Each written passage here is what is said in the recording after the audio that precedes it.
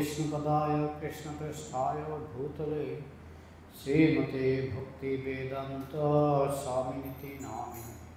नमस्ते सारस्वती देवे गौरवाणी प्रचारिणे निर्विशेष शून्यवादी पश्चात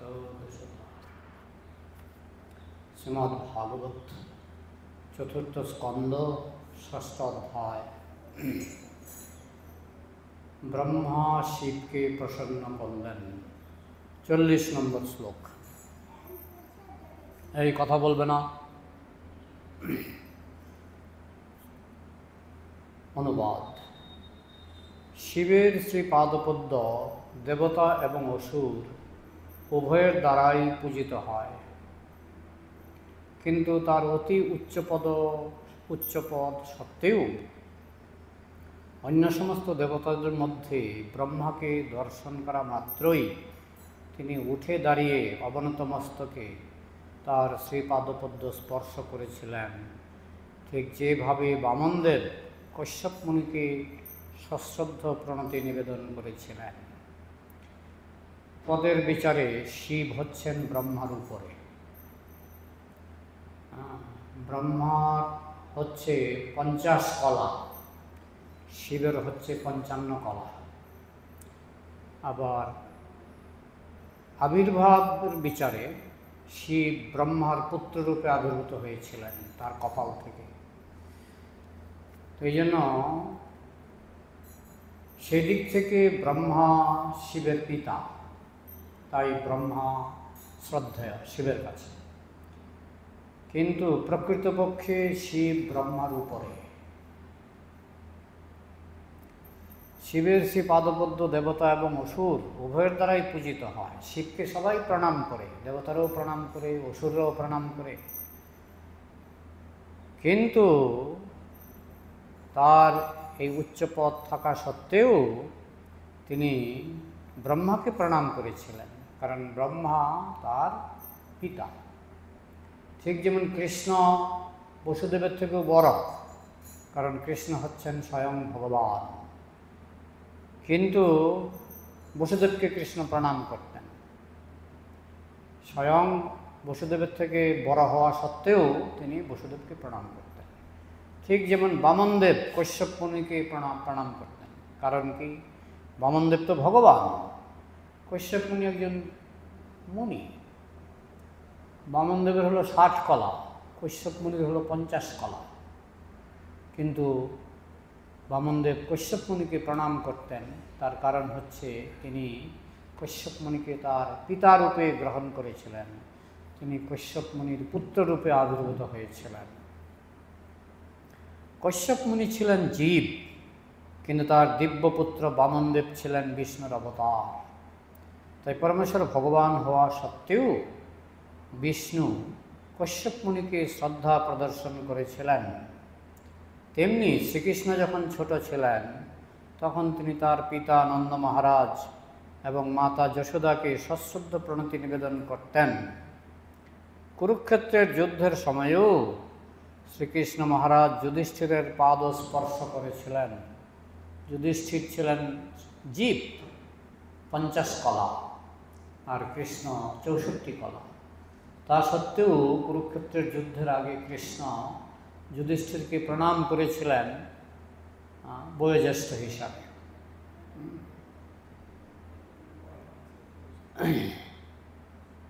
কারণ মহারাজ যুধিষ্ঠির ছিলেন তার বয়সে তার থেকে জ্যেষ্ঠ।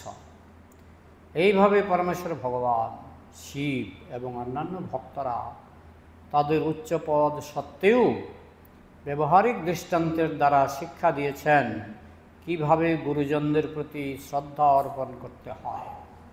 তারা যে প্রণাম করতেন, তারা জীবকে শিক্ষা দিচ্ছেন যে গুরুজনকে প্রণাম করতে হয়।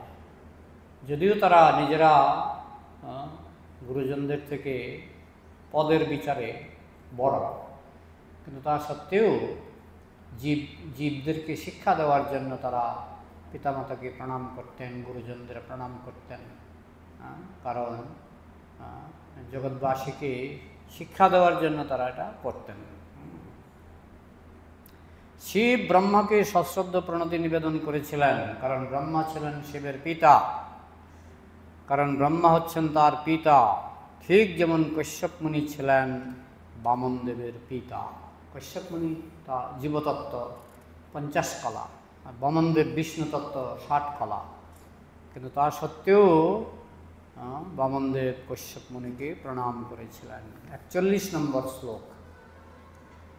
নারদ আদি অন্য যে সমস্ত ঋষিরা শিবের চারিপাশে উপবিষ্ট ছিলেন, তারাও ব্রহ্মাকে তাদের সশ্রদ্ধ প্রণতি নিবেদন করেছিলেন। যেহেতু শিব ব্রহ্মাকে প্রণাম করেছিলেন, তাই শিবের সামনে যারা উপস্থিত ছিলেন নারদ এবং অন্যান্য মুনি ঋষিরা সকলেই ব্রহ্মাকে প্রণাম করেছিলেন। এইভাবে পূজিত হয়ে ব্রহ্মা ঈষৎ হেসে শিবকে বলতে লাগলেন। ব্রহ্মা হাসছিলেন, কারণ তিনি জানতেন যে শিব যেমন অল্পেই সন্তুষ্ট হন, তেমনি আবার তিনি সহজেই রুষ্ট হন। অল্পেই সন্তুষ্ট হন, অল্পেই রেগে যান শিব।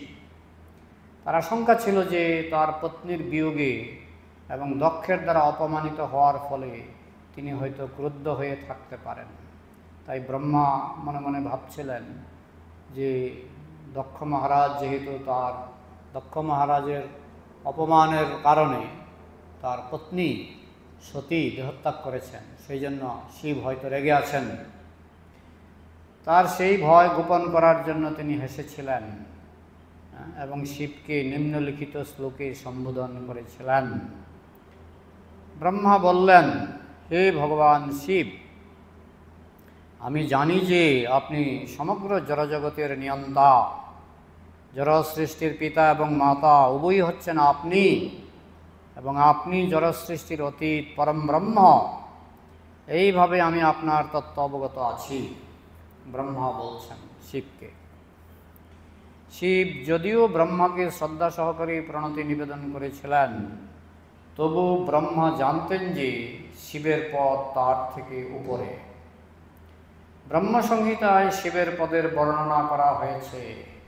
ভগবান শ্রীবিষ্ণু এবং শিবের মূল স্থিতিতে কোনো পার্থক্য নেই। বিষ্ণু এবং শিব যেমন দুধ আর দই, যথা দধি বিকার বিশেষ যোগাৎ সঞ্জায়তে নহি পৃথগস্তি হেতু য সম্ভতামপি তথা সমপৈত কার্যাৎ গোবিন্দমাদি পুরুষম তমহং ভজামি।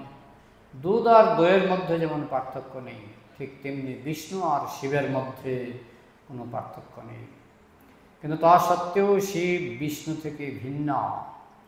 বিষ্ণুর হচ্ছে 60 কলা, শিবের হচ্ছে 55 কলা, ব্রহ্মার হচ্ছে 50 কলা। সেই সম্পর্কে কৃষ্ণের 64 কলা। হ্যাঁ, আমি এগুলি পাঠের শেষে বলবো। সেই সম্পর্কে দৃষ্টান্ত দেওয়া হয়েছে। দুধ যেমন বিকার প্রাপ্ত হয়ে দধিতে পরিণত হয়, তেমনি বিষ্ণু শম্ভুতে পরিণত হয়। শম্ভু মানে শিব।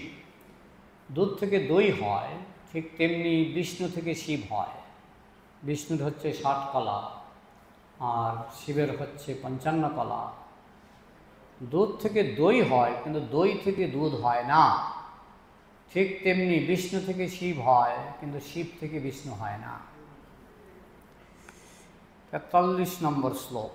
হে ভগবান, আপনি আপনার ব্যক্তিগত বিস্তারের দ্বারা এই দৃশ্য জগৎ সৃষ্টি করেন, পালন করেন এবং সংহার করেন। ঠিক যেমন অরুণনাভ তার জাল রচনা করে, সেটি পালন করে এবং অবশেষে তা গুটিয়ে নেয়। অরুণনাভ মানে মাকড়। মাকড় তার লালা দিয়ে জাল সৃষ্টি করে, সেখানে বাচ্চা কাচ্চা প্রসব করে। আবার যখন বাচ্চা কাচ্চাগুলি বড় হয়, মাকড় লালাটা আবার গুটিয়ে নিতে পারে। ঠিক তেমনি সৃষ্টি স্থিতি প্রলয়। শিব সাধারণত শিব প্রলয়ের সময় তার কাজ বেশি, কিন্তু সৃষ্টিতেও তিনি সাহায্য করেন। ঠিক মাকড়সা যেমন তার জাল বিস্তার করেন এবং পরে জাল গুটিয়ে নেন, ঠিক সেরকম সৃষ্টি স্থিতি প্রলয়ে শিবের ভূমিকা আছে। এই শ্লোকে শিব, এখানে শিব বলতে আবার আদি শিব মহাবিষ্ণু, মহাবিষ্ণুর নিঃশ্বাস থেকে সৃষ্টি হয়। আবার মহাবিষ্ণু তিনি লালন পালনের জন্য নিজেকে বিস্তার করেন। আবার মহাবিষ্ণু প্রলয়ের সময় সব কিছু তার নিঃশ্বাসের মাধ্যমে তার শরীরে গ্রহণ করেন। এইভাবে সৃষ্টি স্থিতি প্রলয়ের ব্যাপারে মহাবিষ্ণুর ভূমিকা যথেষ্ট। এই জন্য মহাবিষ্ণুকে বলা হয় সদাশিব, মহাবিষ্ণু হচ্ছেন সদাশিব। এই শ্লোকে শিবশক্তি শব্দটি তাৎপর্যপূর্ণ, কথা নয়, কথা নয়। এই শ্লোকে শিব শক্তি শব্দটি তাৎপর্যপূর্ণ। শিব মানে হচ্ছে মঙ্গলময় এবং শক্তি মানে শক্তি। পরমেশ্বর ভগবানের বিভিন্ন প্রকার শক্তি রয়েছে, কেউ কথা বলবেন না, কথা বলবেন না। সেই সমস্ত শক্তি মঙ্গলময়। ব্রহ্মা, বিষ্ণু এবং মহেশ্বরকে বলা হয় গুণাবতার। ব্রহ্মা হচ্ছেন রজগুণের অবতার, শিব হচ্ছেন তমগুণের অবতার এবং বিষ্ণু হচ্ছেন সত্যগুণের অবতার, গুণাবতার। জড়জগতে বিভিন্ন দৃষ্টিকোণ থেকে বিভিন্ন অবতারদের তুলনা করা হয়, কিন্তু যেহেতু তারা সকলেই পরম মঙ্গলময়ের প্রকাশ, তাই তারা সকলেই মঙ্গলময়। যদিও কখনো কখনো একটি গুণকে অন্য গুণটি থেকে উচ্চ অথবা নিচু বলে বর্ণনা করা হয়, তমগুণকে অন্য গুণগুলির থেকে নিকৃষ্ট বলে মনে করা হয়, কিন্তু উন্নত বিচারে তাও মঙ্গলময়। এই সম্পর্কে সরকারের শিক্ষা বিভাগ এবং অপরাধ বিভাগের দৃষ্টান্ত দেওয়া যেতে পারে। বাইরে থেকে কেউ মনে করতে পারে যে অপরাধ বিভাগটি অশুভ। অপরাধ বিভাগ মানে জেলখানা। সরকার জেলখানাও চালান, আবার বিশ্ববিদ্যালয়ও চালান। বিশ্ববিদ্যালয়ে মানুষ ডাক্তার, ইঞ্জিনিয়ার হতে পারে, আবার জেলখানাতে অপরাধীরা শাস্তি পেতে পারে। তো দুটোই সরকার দ্বারা পরিচালিত, কোনোটাই ফেলনা নয়। কিন্তু আমরা মনে করি জেলখানাটা খারাপ, বিশ্ববিদ্যালয়টা ভালো, কিন্তু আসলে দুটোই সরকার দ্বারা পরিচালিত এবং দুটোই মঙ্গলময়। বিশ্ববিদ্যালয়ে তারা ডাক্তার হবে, ইঞ্জিনিয়ার হবে, এটা মঙ্গলময়। আপনারা কেউ কথা বলবেন না, 5 বার বলা হয়ে গেছে, কান নেই।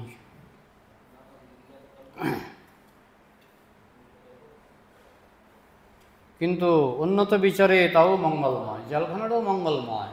জেলখানা না থাকলে সমাজে মঙ্গল হবে না। জেলখানাটাও মঙ্গলময়, বিশ্ববিদ্যালয়ও মঙ্গলময়। তবে সাধারণ চোখে মনে হতে পারে জেলখানাটা খারাপ, কিন্তু জেলখানাটাও মঙ্গলময়। ঠিক তেমনি তমগুণ, মানুষকে শাস্তি দেয় তমগুণ, সেটাও ভালো। ভালো কেননা পাপীকে শাস্তি দিচ্ছে যাতে সংসারে পাপ না হয়।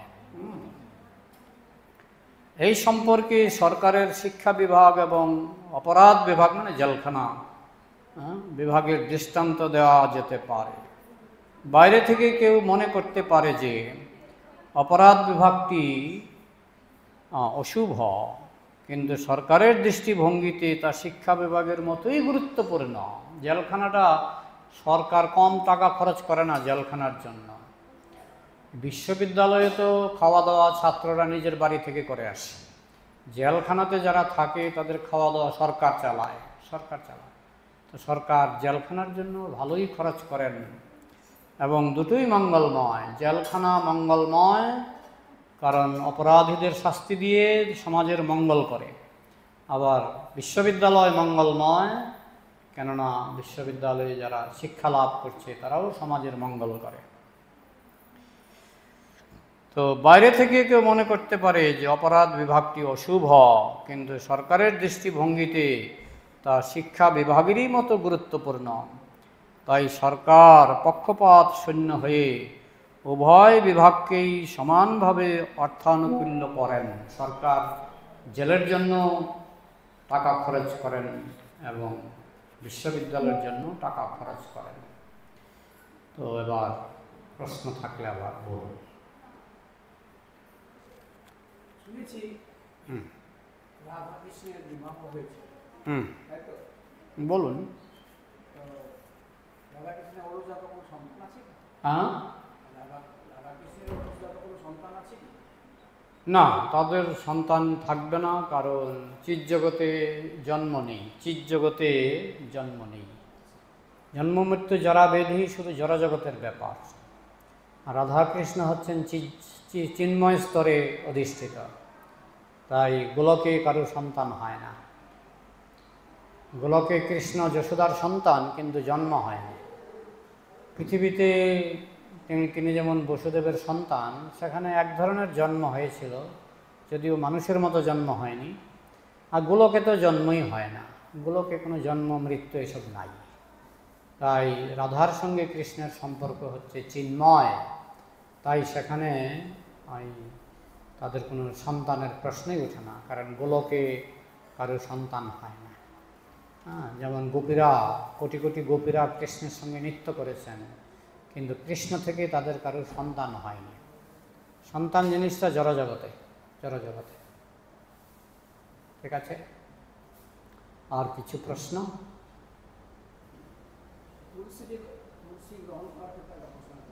তুলসী গ্রহণ করা, তুলসী গ্রহণ করার ক্ষেত্রে একটা প্রশ্ন হলো যে স্বামী স্ত্রী আলাদা আলাদা কি তুলসী নেওয়া যায়? বুঝলাম না। স্বামী স্ত্রী আলাদা আলাদা করে তুলসী নিতে পারে? স্বামীর গলা আলাদা, স্ত্রীর গলা আলাদা, এটা কি এক গলায় নেবে না আলাদা গলায় নেবে? একসঙ্গে না নিয়ে যদি একদিন, এক তারিখে? এক তারিখে বা উনি নিলেন তো এটা ইচ্ছার উপর। স্বামীর ইচ্ছা যদি আগে হয় স্বামী আগে নেবে, স্ত্রীর ইচ্ছা যদি আগে হয় স্ত্রী আগে নেবে। স্ত্রী বলছে যে স্বামীকে তুমি আগে নেবো, আমি পারবো না, আমি করবো। তাতে কোনো অসুবিধা নেই, অসুবিধা নেই। স্ত্রী যদি মনে করে আমি সাধন ভজন করতে পারবো না, তো সেটা তো সে তো আর জোর করে এসব করবে না, মনের থেকে রেডি হতে হবে। তো সেই জন্য যার মন আগে রেডি হবে সেই আগে গ্রহণ করবে। ঠিক আছে, তাহলে রাখছি। জয় গ্রন্থরাজ শ্রীমদ্ ভাগবতম কি, সমবেত বৈষ্ণব ভক্তবৃন্দ।